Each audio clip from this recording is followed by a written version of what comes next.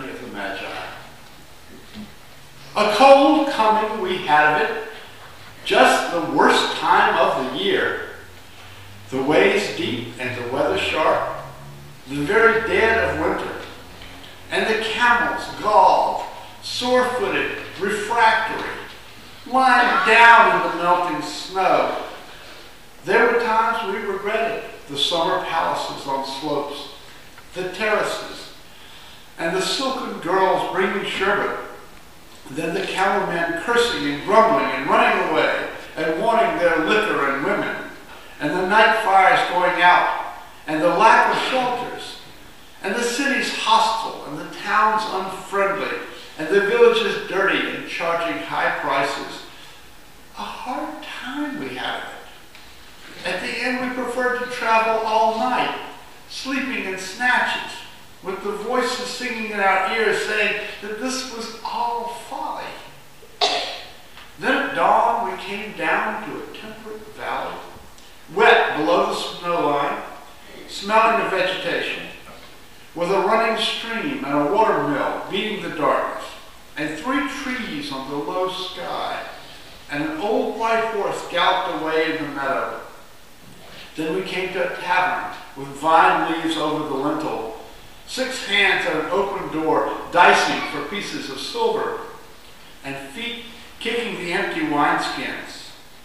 But there was no information, and so we continued and arrived at evening, not a moment too soon, finding the place. It was, you might say, satisfactory. All this was a long time ago, I remember. And I would do it again, but set down this. We were led all that way for birth or death.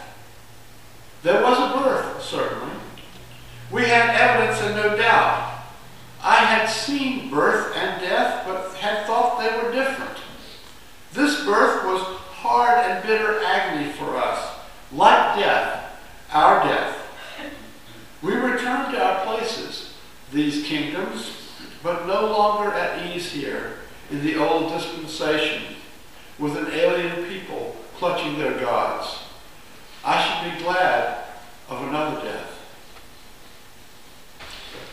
Epiphanies, large and small. I just learned that the original words of 12 Days of Christmas ended with the verse, "On the 12th day of Christmas, my true love sent to me 12 parsons preaching." Consider yourself fortunate that there's only one of me. Have you ever learned something which turned everything you thought you knew upside down? Have you ever seen something that made the very ground on which you stand turn to quicksand? That is what we call an epiphany. And today, January 6th, is its feast in the Christian calendar. Now I hear you thinking, but wasn't there something about the 3 magi following the star, the gifts of gold, frankincense, and myrrh, and King Herod trying to kill the baby? Yes, that is one of the stories celebrated at the Feast of Epiphany, but only one of them. We still sing about the partridge and the pear tree, but fewer and fewer of us celebrate Christmas as a holiday of 12 days. Originally, of course, it was the pagan Roman holiday of Saturnalia. Because the Romans were practical people who liked round numbers, they had a year of 12 months of 30 days each, which totaled 360 days. So they had these 5 days left over at the end of the year, and they didn't know what to do with them, so somebody got the great idea, hey, we'll throw a big party. And one of the features of the party was what anthropologists call social inversion. The nobles would play commoners, and the commoners would play nobles. Some of this survived into Christian times, and the end of the 12 days of Christmas was an occasion for large parties and a great deal of mischief, or misrule, as it was called. Shakespeare captures this in his comedy, Twelfth Night, or What You Will, where there's much cross-dressing, revelry, and characters fall in love with others who turn out to be someone quite different than the lover supposed. Twelfth night parties often feature a king cake, a cake with a figure of a king baked into it, and whoever gets that slice of cake is king or queen for the evening. The wassailing and mummers play customs we explored at the solstice celebration also pop up in some locations on 12th night. Well, because we live in a commercial culture, this older Christmas calendar has largely given way to the retail model, where Christmas begins in mid-October and ends December 24th. But there are still a few who keep our decorations up until 12th night. And here we are on the Sunday after 12th night, which is the Feast of the Epiphany. Now, the word Epiphany comes from the Greek. Epi is a preposition meaning on or upon, and phanos means appearance. So it is an appearance upon something. And when I got to divinity school, I discovered there was an even more arcane word called theophany. Theophany is an appearance of God, which happens sometimes in the Bible. Epiphany is the more general term. The thing you can see is a manifestation of the thing you can't see. In classical Christian thinking, the star that the Magi could see is a manifestation that there is some important event, and when they arrive at the child's birthplace, they realize that the important event is that God has become incarnate in human flesh. At least this is the explanation I grew up with in the Episcopal Church.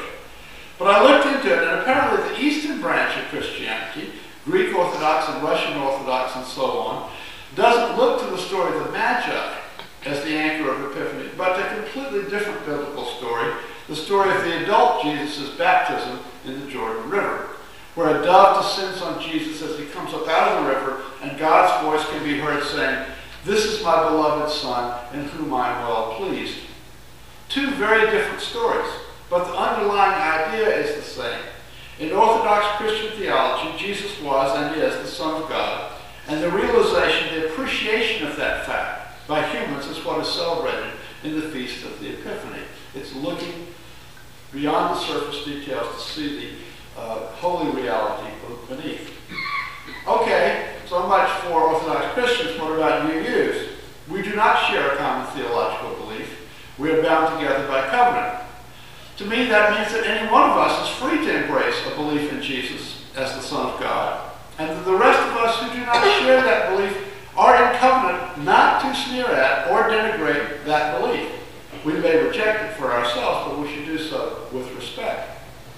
But I would not devote a whole sermon to the subject of Epiphany if I didn't feel that there were aspects of that concept that are useful to those who do not share Orthodox Christian beliefs.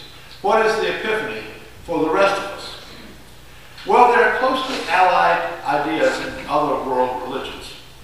All four religions which arose on the Indian subcontinent, Hinduism, Buddhism, Sikhism, and Jainism, start from the proposition that the world we can see is an illusion. There's a veil of illusion called Maya, which hides the fundamental realities. And the goal of religion generally is to pierce the veil of Maya and to see things as they really are. For Hindus, this will entail a journey which involves overcoming dualities and realizing the unities behind opposites like peace and war, action and inaction, life and death, the individual and the cosmos. At the end of the road is a realization that the individual soul, Atman, and the soul of the whole, Brahman, are one. The goal, in other words, is a kind of epiphany, piercing through the veil of Maya to a larger reality which has been unseen up to that point. In Buddhism, the Buddha sat under the Bodhi tree all night to pierce the veil of illusion and to see the world as it is. He determined that there was a pervasive suffering, or at least dissatisfaction, everywhere, and that the root cause of this was craving and clinging. He devised an eightfold path to lead people out of the trap of craving and clinging, from samsara to nirvana. So the idea of epiphany is not restricted to Christianity. We have accepted the word to mean any insight, any light bulb which goes off in our heads. I have a kind of epiphany when I realize that the four-letter word for earthenware jar is ola, and that it just fits into the crossword puzzle. But the crossword puzzle epiphany is cheap. It will not last beyond the discarding of the day's paper, whether solved or given up in frustration. And it is all in the head, and it doesn't transform you. We have examples in a religious tradition of epiphanies which bring together disparate elements into one vision. A famous one is Black Elk's vision, which is in your hymn books at 614. Black Elk had been a youth at the massacre of Wounded Knee, when for many the last dream of an independent Native American living in the U.S. was wiped out. Years later, Black Elk had this vision called the Sacred Hoop. Then I was standing on the highest mountain of them all, and round beneath me was the whole hoop of the world. And while I stood there, I saw more than I could tell, and I understood more than I saw, for I was seeing in the sacred manner the shape of all things of the Spirit, and the shapes as they must live together like one being. And I saw that the sacred hoop of my people was one of many hoops that make one circle, wide as daylight and starlight. And in the center grew one mighty flowering tree to shelter all the children of one mother and one father. And I saw that it was holy. This may be a good working definition for an epiphany. He saw more than he could tell, and he understood more than he saw. So you see, epiphanies need not be a head trip. Black Elk's epiphany sums up the entire tragedy of his people. Another example, this time from the Christian tradition, is Paul's conversion. The Apostle Paul was originally named Saul, and the book of Acts tells us that he was a Jew, a Roman citizen, and a relentless persecutor of the followers of Jesus in the decade after Jesus' execution. He was present at the stoning of Stephen, one of Jesus' disciples, and afterwards went around rounding up those who were mourning Stephen and sent them to prison. He asked the chief priests for letters to go to Damascus so he could root out the Christians in that city. But on the way he saw a great light in the sky, and the voice of Jesus which said, "Why are you persecuting me?" Saul was blinded for 3 days by the light. Jesus sent a follower named Ananias to Saul, and Ananias laid his hands on Saul, and, quote, something like scales fell from his eyes, and his sight was restored. He who had been blind could see. From then on, Saul, who had been the chief persecutor of the followers of Jesus, became Paul, Jesus' chief advocate. A complete change of direction. It doesn't have to be life-changing to be an epiphany, but it can be. And it doesn't have to happen all at once. I've told the story before of myself as a lawyer in middle age, listening to a sermon in the Unitarian Church of Charleston. It was a lay sermon, and the preacher was Floyd Deaton, who had started the first homeless shelter in town. Her topic was changing the world, and she started talking about the shelter, and then she said, "But I'm only one here. All the rest of you are also changing the world in your way. Why don't you tell me about all that you've been doing?" And I stood up in my turn, and I talked a bit about the work I was doing as a volunteer lawyer for the ACLU. But what I was thinking was, oh yeah, change the world. That's what I was supposed to be doing with my life. That planted the seed of an idea that later germinated. One day on the interstate going to the courthouse in North Charleston, I picked up my car phone and I placed 2 calls. One to the UUA and one to Harvard Divinity School. I didn't see a blinding light, and I didn't get the call. I made the calls. But soon I had the materials to apply for the course I'm still on, leading me from one life to another. In fact, the Unitarian Church of Charleston was founded on an epiphany. It was a thriving Orthodox congregational church of the early 19th century, with 2 buildings, when it hired a young North Carolina minister named Anthony Forster to do some supply preaching. Forster had gotten out of seminary as a committed Presbyterian, but he fell in love with and married the daughter of a man in Raleigh who had been a devotee of Joseph Priestley, the British Unitarian. Forster decided he had to read Priestley in order to convince his father-in-law of the error of his thought, but he ended up convincing himself that Priestley was right. He described it as like feeling the ground quaking beneath his feet. Later, he would lead the Charleston Church after a split into becoming the first Unitarian church in the South.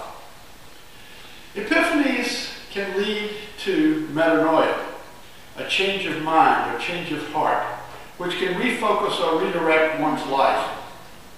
Those of you in small ministry groups might find this a rich topic to explore. What epiphanies have you had that brought about a fundamental change in you? Now, according to today's edition of Garrison Keillor's Writer's Almanac, it was James Joyce who first gave us a secular meaning for epiphany. Quote, using the word to mean the revelation of the whatness of a thing. The revelation of the whatness of a thing. The moment when the soul of the commonest object seems to us radiant. Unquote. Sometimes an epiphany can help you put a few things together and see your way out of a trap that you've built for yourself. You may find that you hit your head against that same brick wall until you realize that you're clinging to your desire as what makes you do it in the first place. Many of us suffer at this time of year from bouts of sadness or loneliness or fear of aging or fear of dying, sort of wishing we were somewhere else or someone else. Let me offer this poem that Lee Robinson, my former wife, composed a few weeks ago as an example of an epiphany, an insight into these common feelings. It is called simply Winter. Haven't you been lost to yourself, looking out the window without seeing, until the old elm blooms with birds, its dark limbs alive with them? Your old heart stirs, and you see what the tree has been trying to tell you about living. Look how it bends with the wind, who comes this day for a little ballet. See how the waxwings, in their elegant everyday costumes, delight it. How it doesn't waste its precious time craving a finer landscape with a better view. All quarreling with death, which is no enemy, but was there in the seed from the beginning. Haven't you been too long looking for home as if it were somewhere, not here, not now? And as for happiness, that fickle temptress, let the old tree tell you what you already know, how to be alone, how to wait for the company of waxwings, and how to let them go.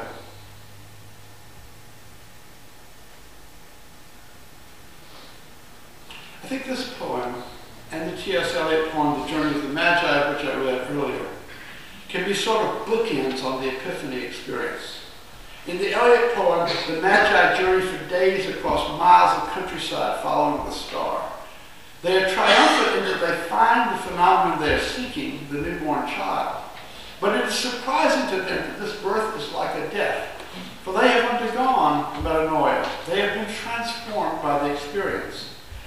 Looking back on it years later, the narrator notes that after their transformation, they are no longer at ease in the old dispensation with an alien people clutching their gods. Their epiphany has led them to be alienated from their own people. The narrator in Lee's poem, by contrast, doesn't travel any further than her living room window. The epiphany she gets looking at her elm tree is not a world historical event, a singularity, a breaking through of God into history. No, it is the wisdom of the tree which has been there all along, but the narrator only now is paying attention. What the narrator learns is not wrenching, but reconciling. It does not alienate her from her life. It helps her to go on living it. She sees, in Joyce's words, the whatness of the tree. And yet the content of the two epiphanies, the central insight, is rather similar. The Magi see that the birth and death are the same thing, a kind of union of opposites you might find in the Bhagavad Gita or other Hindu texts. What the narrator in Lee's poem finds is that happiness consists of accepting who you are and where you are, and letting go of the wish to be somewhere else or someone else, a kind of insight that the Buddha would approve. Epiphanies, my friend, run the gamut from the great to the small, from the sweaty to the simple, from the product of discipline, lengthy course of study, and time and expense, to an instantaneous insight you stumble over by chance, from the severely discomforting to the reconciling, from the life transforming to the life affirming. Epiphanies are what make life worth living. They are as elusive as butterflies. You can't plant them, you can't measure them, you can't plug them into your spreadsheet. They will come at you out of left field. You can get inspiration from others, but your own epiphany may rest on what you have read or heard from others before, but you do not get an epiphany from others. You got to roll your own. When I was just out of college, I had a part-time job teaching remedial math to minority kids in a program to give them an extra year before college. That year I found out how difficult it was to get another's mind to grasp something as technical as solving a quadratic equation. Epiphanies happen. The most I can ask you to take home from this sermon is try to notice when they happen. Try to go back over your life and find the ones that have happened. You can't make them happen. You can't force the rose to bloom. You can't bring them about. What you can do is recognize them and appreciate them when they do happen. Each of us follows some kind of star. Where does your star lead? Is there holiness at the end of your quest? Where is your epiphany? Amen.